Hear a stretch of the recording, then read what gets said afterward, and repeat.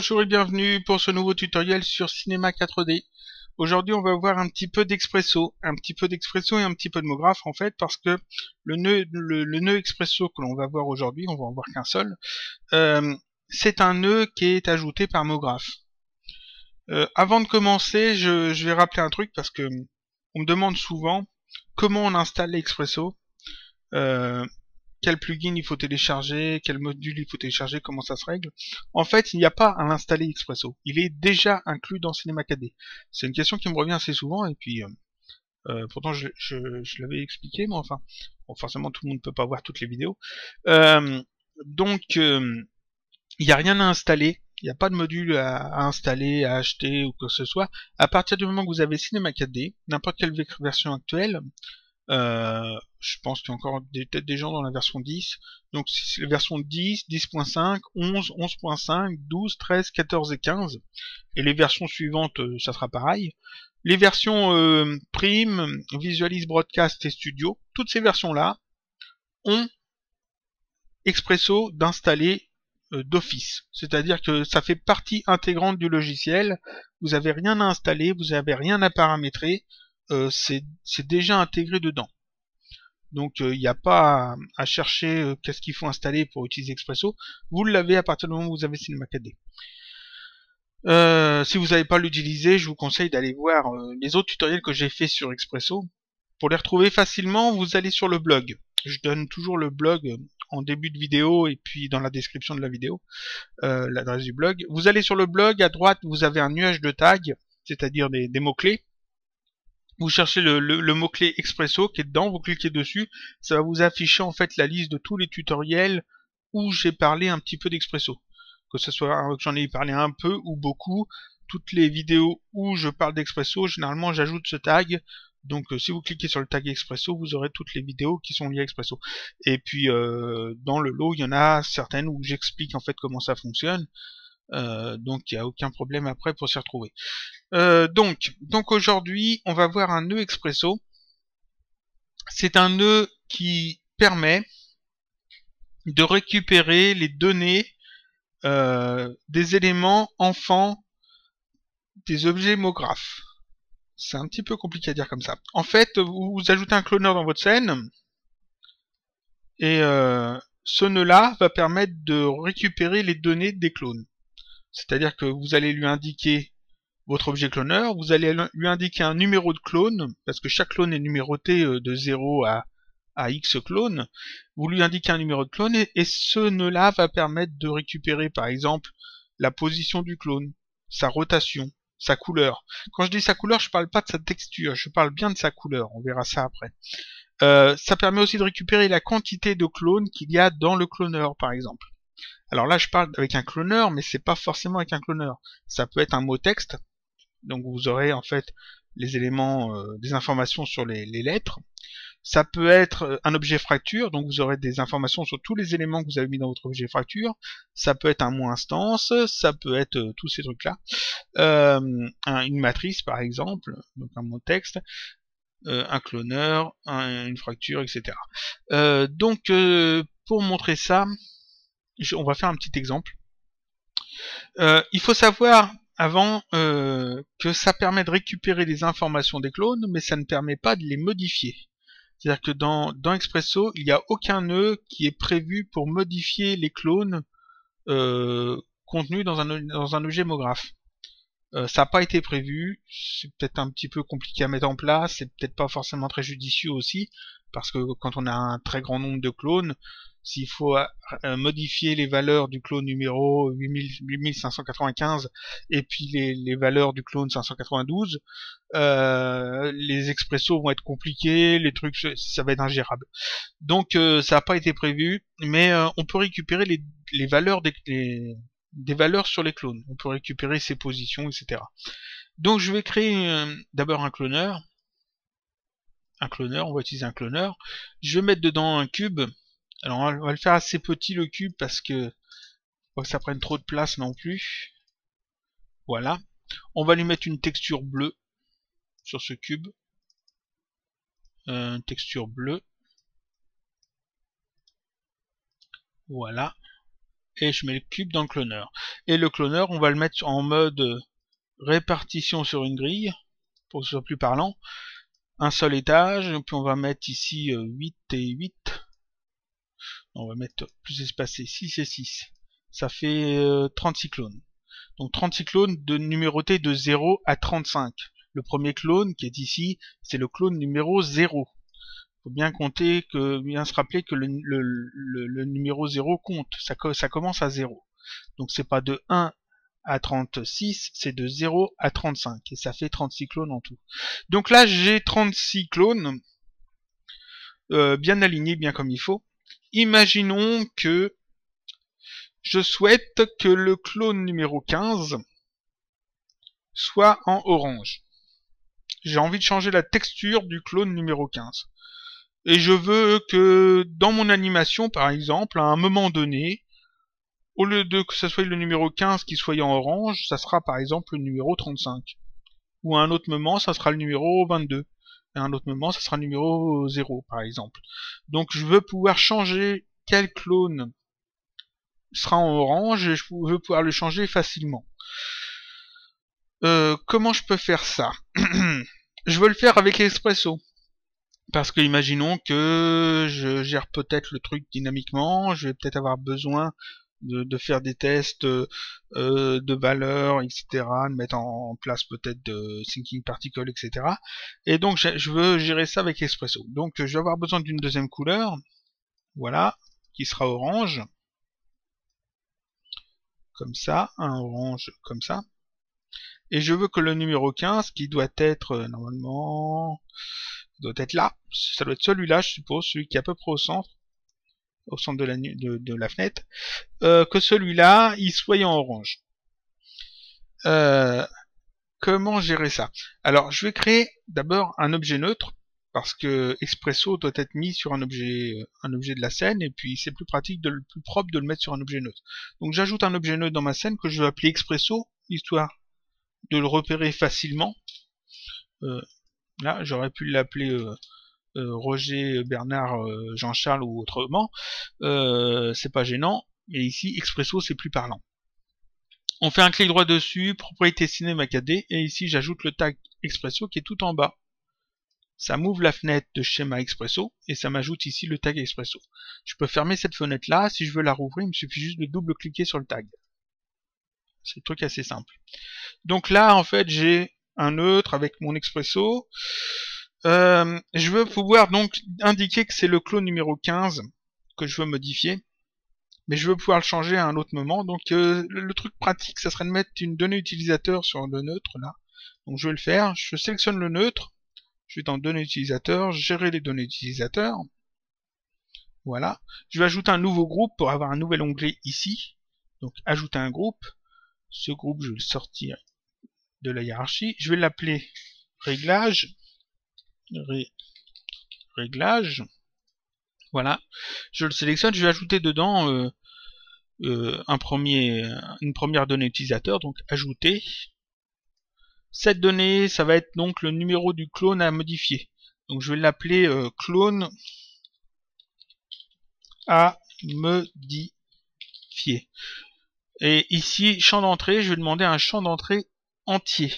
Parce qu'en fait, c'est un indice d'objet, un numéro de clone, et ce numéro de clone, c'est pas un nombre à virgule, c'est un nombre entier. Donc ici, je mets entier. Son interface, champ d'entrée entier, ça va donner ça, c'est très bien. Je vais aussi en profiter pour ajouter un deuxième truc. Je fais ajouter.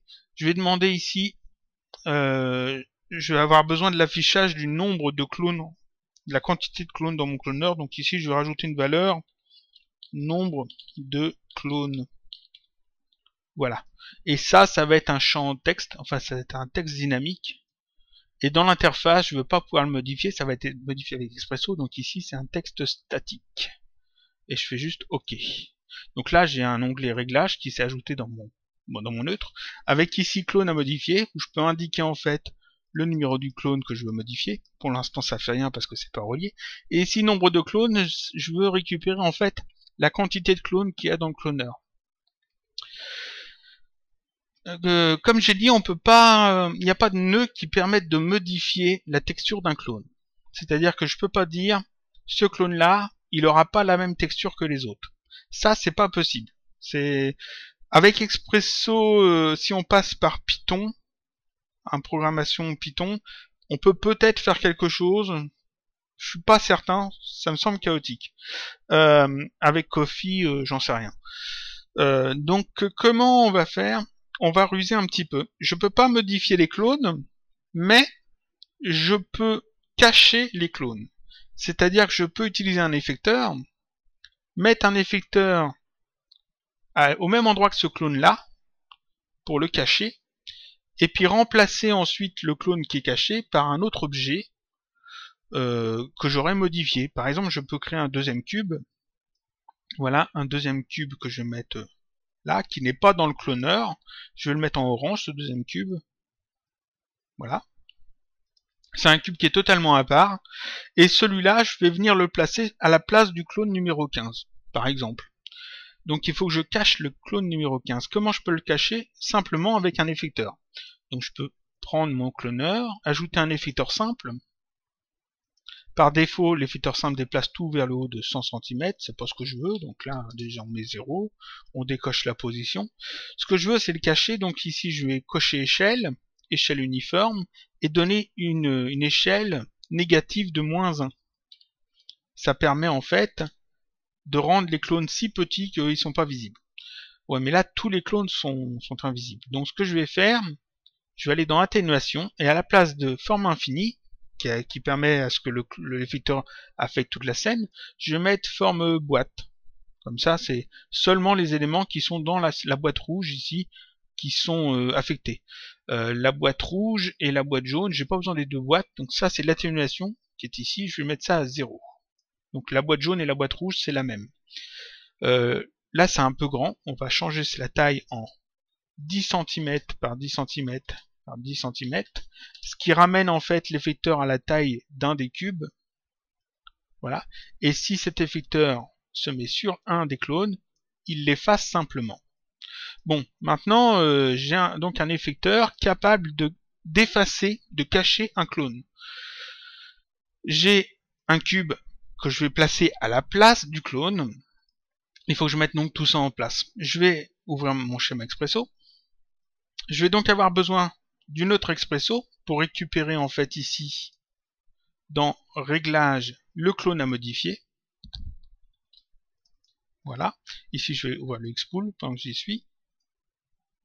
Voilà. Le clone à modifier. Je vais avoir besoin du cloneur. Voilà. Je vais avoir besoin de l'effecteur simple et du cube.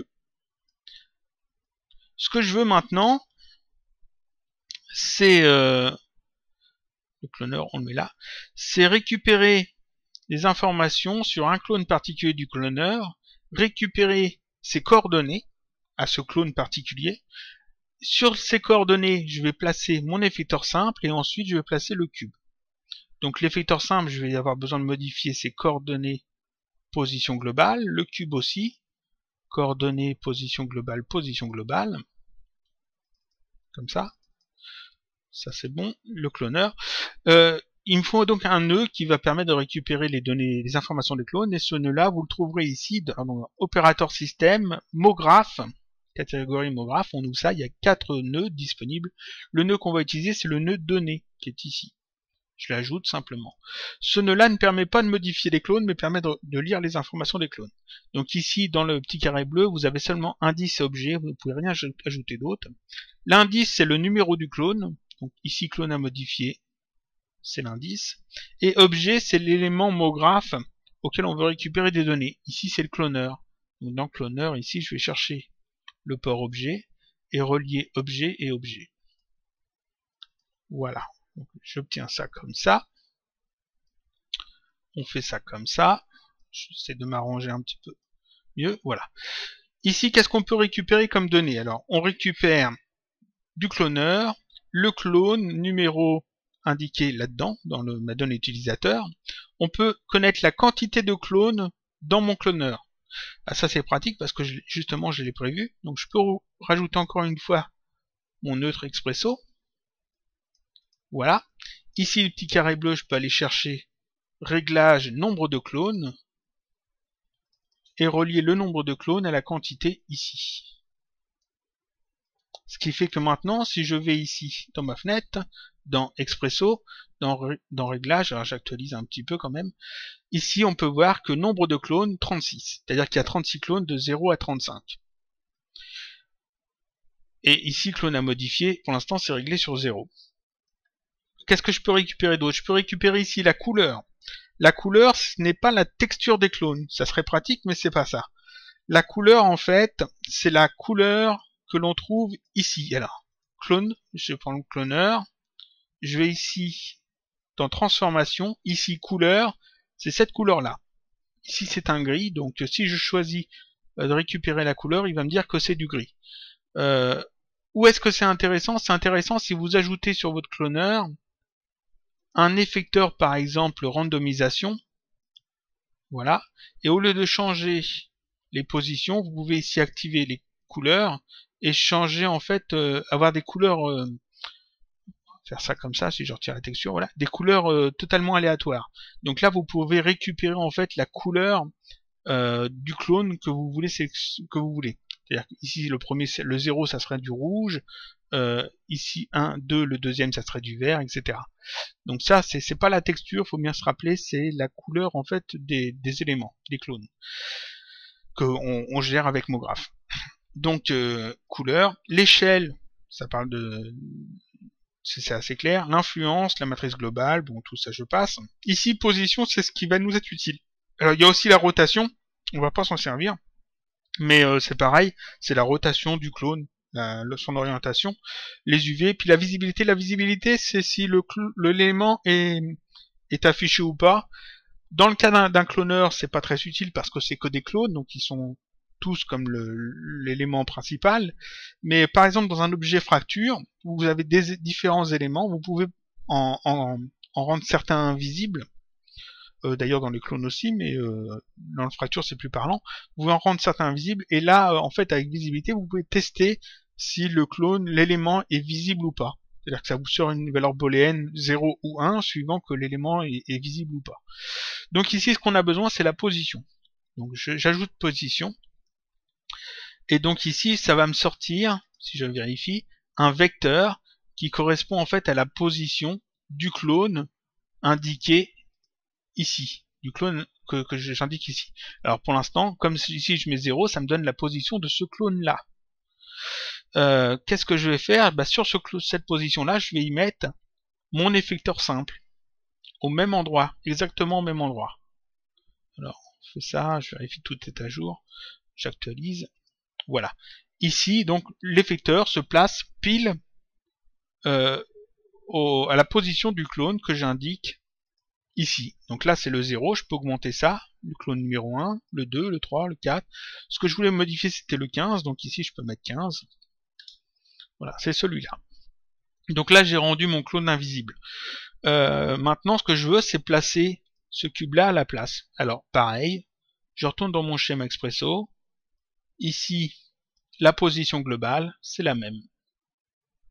Je fais ça, j'actualise, et là, en fait, le cube orange vient se placer à la place du cube bleu que j'ai rendu invisible. Et là, j'ai contourné le problème, c'est-à-dire que je n'ai pas modifié la texture du clone, mais j'ai caché le clone et j'en ai mis un autre à la place. J'ai mis un autre élément à la place.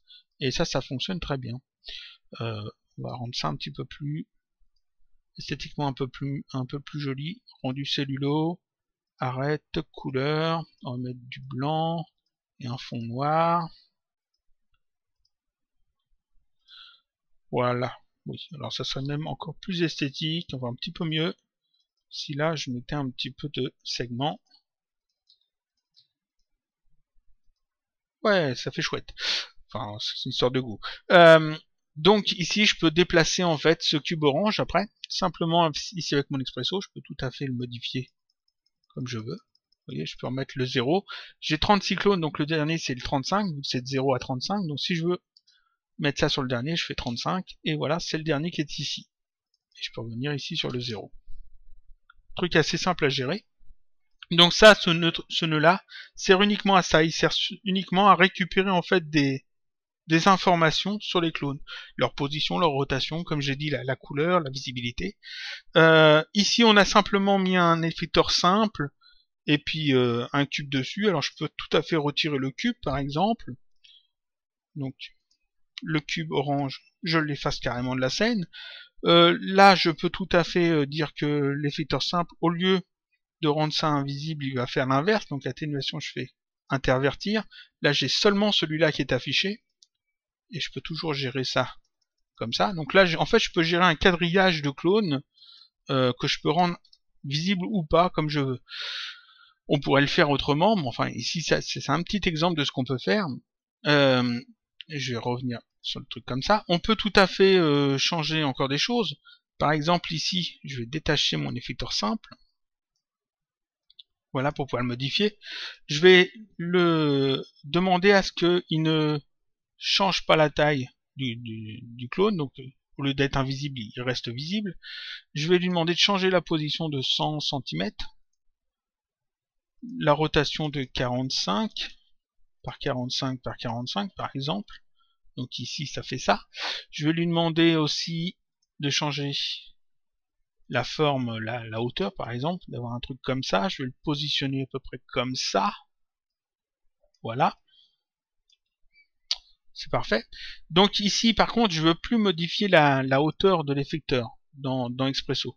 Donc je veux simplement modifier la valeur X et Z. Donc ici, j'ai pas besoin de ça.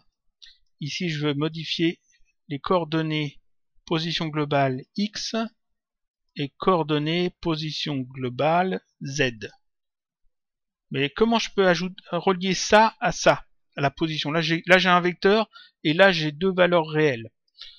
Donc dans Expresso, ici dans adaptateur, on a un truc exprès pour vecteur avec, sans S, vers réel avec un S, permet de relier un vecteur et d'en sortir trois valeurs réelles qui correspondent à X, Y, Z. Donc X, le voilà, et le Z, le voilà. Donc là, je ne joue plus avec la valeur Y. Le clone peut se déplacer en hauteur. L'effecteur, lui, reste bien comme il est. Donc j'ai tout relié. Normalement, ici avec Expresso, je peux toujours modifier ça, les valeurs comme ça. C'est pas très joli comme ça. On va lancer l'animation. Je vais ajouter sur mon cloneur un effecteur délai par exemple. Voilà, pour un petit effet. Un effecteur délai en mode élasticité, un petit peu plus fort. Voilà, si je fais lecture, j'obtiens ça. Ici, si je mets 0, hop, ça passe ici. Là, le truc jaune, c'est pas très beau à voir. Donc dans l'effecteur simple, je vais aller dans atténuation, je vais simplement décocher visible. Ça cache l'effecteur. Voilà, comme ça je peux ensuite lancer l'animation. Et ici avec l'Expresso, avec mes données utilisateurs, je peux indiquer quel clone doit être surélevé. Par exemple le clone numéro 15, voilà, ou le clone numéro 35, c'est-à-dire le dernier de la liste, 35, ou alors le 0, le premier.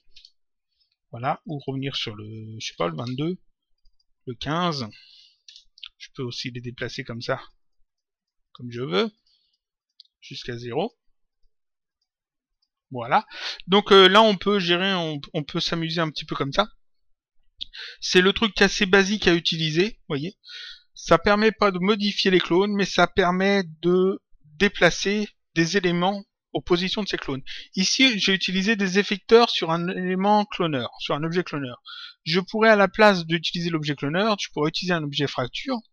Donc j'aurais plusieurs éléments, peut-être des icônes par exemple modélisées, et puis ou autre chose. Et puis je pourrais tout à fait, au lieu de déplacer des cloneurs dessus, déplacer peut-être des déformateurs.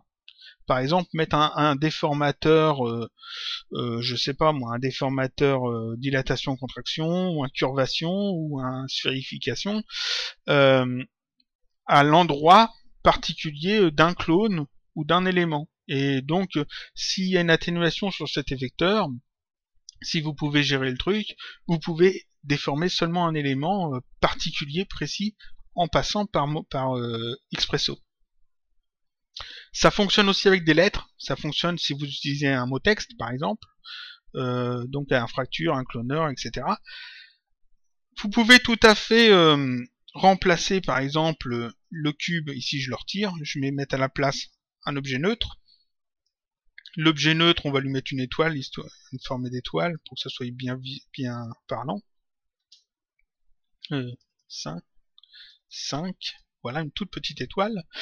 Donc ici, en fait, quand vous faites un rendu, il n'y a rien, mais seulement vous avez quand même un quadrillage dans votre scène.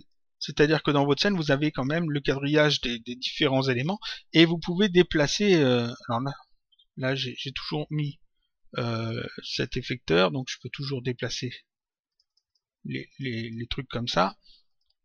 Là, comme ça. Mais bon, ça c'est pas génial. Ce que je peux faire à la place de mettre un effecteur simple et de jouer avec un effecteur délai, je peux tout à fait dans mon Expresso ajouter par exemple un générateur de particules. Alors thinking particle, on va prendre un générateur P orage. Donc là, je retire ça, je retire ça. Position de l'émetteur, bah, je le relie à la position du clone en particulier. Et ici, en fait, j'ai un émetteur de particules, on va faire assez petit, voilà, qui émet à partir d'un clone particulier, d'un clone que vous choisissez. Donc vous avez une grille, et puis vous pouvez en fait dire que vous voulez que l'émetteur de particules émette depuis tel endroit de la grille. Donc vous pouvez grillager, quadriller une scène, et puis utiliser en fait ces coordonnées, ces numéros de clone, pour déplacer votre émetteur de particules. Ça, ce sont des petits exemples que vous pouvez faire. Donc on peut faire pas mal de choses avec. C'est un nœud qui est assez intéressant à utiliser. Il faut savoir l'utiliser parce que ça peut être pratique. Il faut tester les effets, voir un petit peu ce qu'on peut faire. On peut faire des choses sympas avec. Voilà, c'est tout ce que je voulais dire sur ce nœud Expresso. J'espère que ça vous sera utile. Je vous dis à la semaine prochaine pour un autre tutoriel toujours sur Cinema 4D.